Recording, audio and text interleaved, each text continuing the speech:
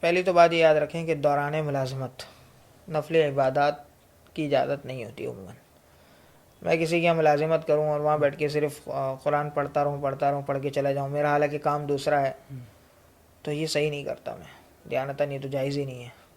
ہاں اگر کسی کمپنی کے اندر کوئی شعبے کا ہیڈ ہے، ملازم ہے، کام تھا وقتی طور پہ ختم ہو گیا، اب آگے کام نہیں ہے،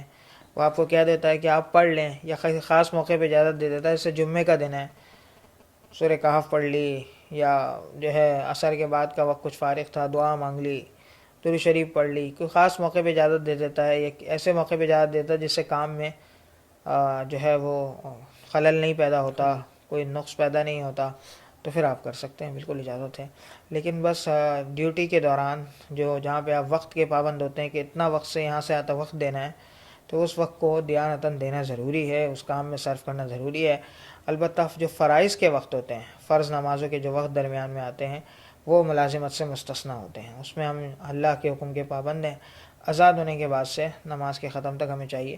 کہ ہم وہ کام روک کر نماز کی تیاری اور نماز کی ادائیگی کا اہتمام کریں. اچھا، بعض اوقات یہ ہوتا ہے کہ ملازم ہوتا ہے، وہ نماز پڑھنے کے لیے جاتا ہے اور بیچ میں اپنے کام نمٹاتے ہوئے بھی آ جاتا ہے. دیکھیں میں نے آپ کو کہا نفلی کام کی بھی عبادت کی بھی گنجائش نہیں ہے،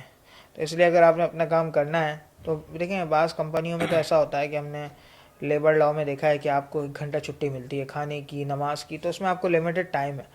کہ آپ نے 1 گھنٹے میں 1.5 گھنٹے میں سارے کام کرنے، تو پھر تو آپ کر سکتے ہیں آپ کے پاس اگر وقت میں گنجائش ہے. لیکن اگر آپ اس جو لمٹ ہے اس کو کراس کر رہے ہیں تو پھر آپ سراہتاً اجازت لیں کہ میں جا رہا ہوں، اس طرح مجھے کام ہے، کام کرتا ہوا آؤں گا، تو اجازت لے کے جائیں، ورنہ صحیح نہیں ہے اس طرح کرنا.